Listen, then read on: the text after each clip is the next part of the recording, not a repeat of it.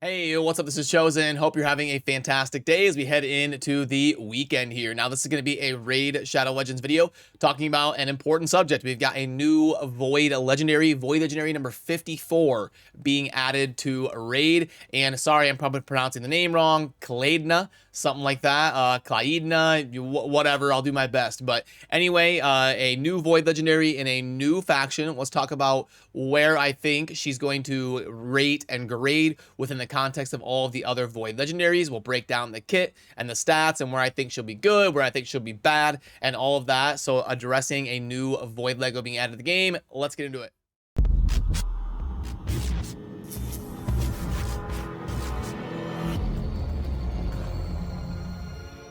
Alrighty, so we've got Klaidna being added to the Sylvan Watchers. Now, they don't even have their faction crypt yet, and Sylvan already getting their second Void Legendary, and they don't even have a faction crypt yet. Whereas if we go to the Ogryn tribe, they still don't have a second Void Legendary, and Gergo is a legacy champion. I believe he was in the game on launch. So they have literally never gotten a Void Lego, and they only have one, and it's a pretty underwhelming one of that with like one good ability and one good niche, but way too squishy and all of that. So yeah, anyway, Ogryn definitely in need of a Void Lego, but Sylvan, I mean, they also need Legos as well. They're a brand new faction and they aren't fully fleshed out yet. So totally interesting, but are totally good, I guess, but it's a little bit interesting that they are getting a second one before someone like the Ogryn even gets one. So then to give you the full rundown of her as a champion, you've got the A1 that's going to do one enemy with a 70% chance of placing a sleep for one turn. So obviously the first thing that comes to mind is a little bit of help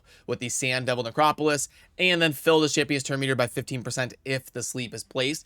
And one nice thing is that she does scale with HP, so going to be a little bit more of a tanky champion with some utility and ability to do at least a little bit of damage by scaling her toughness. Then you've got the A2 here that is going to be a 75% chance of placing a speed down and a leech on all enemies for 2 turns, while also healing everybody based on her max HP. So that's a pretty solid ability. You get more turns than your opponent, and you get the AoE like lifesteal set basically for your whole team on a 3-turn cooldown along with some healing. So that's an amazing like progression, faction wars type, wave type of ability right there in the A2.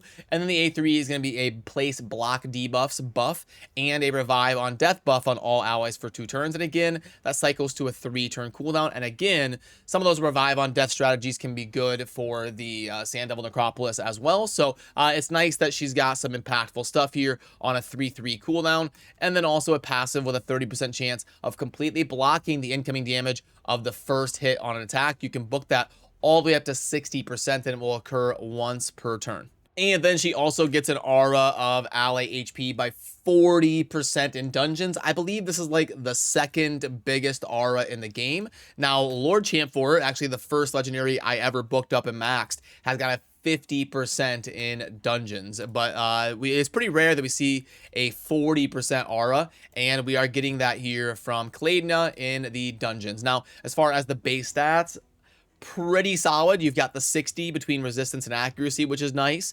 and base speed of 100 is, I mean, that's almost average at this point for a Void Lego. I'd almost say she should be like a 103, 104, but the attack doesn't matter at all. It might as well be 0, and then the base HP and the defense are pretty solid. It might be nice if she was like 22,000 or something, because she does scale with HP. I would have maybe bumped up the HP and lowered the defense a little bit, but all in all, pretty decent base stats.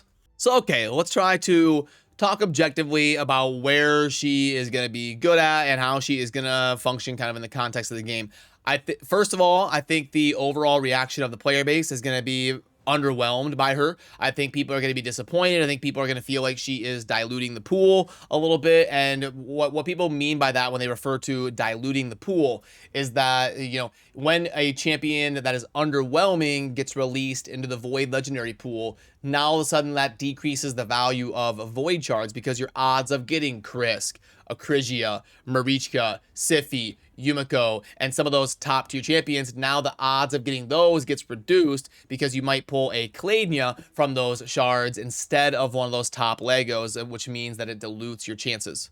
And I do understand that perspective for sure, but I also think that, like, every time they release a new legendary, it can't be a top 5 legendary. They just released Marichka and Taras. They've added Yumiko. They've added Acrisia. So they've definitely released and also Yorgid. They've been adding a lot of top tier Void legendaries. So if anything, I would say maybe slow down the pace of the Void legendaries being added to the game. I mean, we're already at 54, so they can definitely kind of calm that down a little bit. And you know, as far as Clayton, like, I think people are going to be underwhelmed by her for sure, and I'll rate her on the board here pretty soon.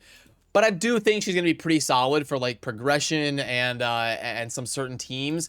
But at the same time, I kind of side with both sides of it. I do think she's a little bit underwhelming. I would give her maybe a little bit something else, maybe a little bit more love, at least a little bit better base stats, like maybe a 108 base speed and a little bit more HP or something. And that definitely wouldn't break her, because this isn't some sort of kit that's going to be like god tier in PvP or anything. So let's go ahead and pull up the Void Legendary board right here. And so my first overall ranking of Clayton is over here.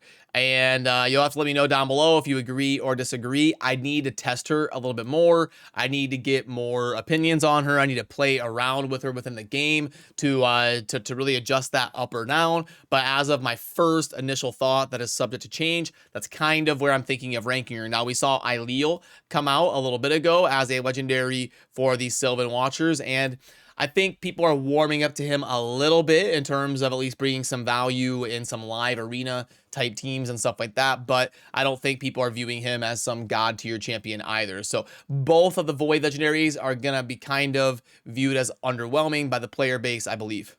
So if we're at 54 Void legendaries, that means 27 is going to be the halfway point. So your halfway point is basically right here at Aileel.